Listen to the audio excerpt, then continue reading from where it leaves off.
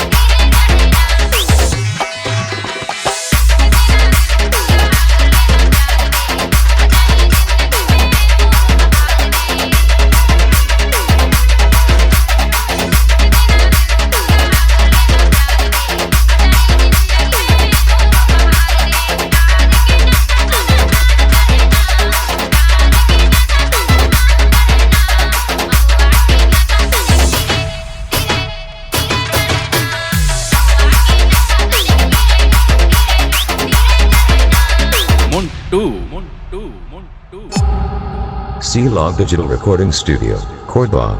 Contact number 9907119215.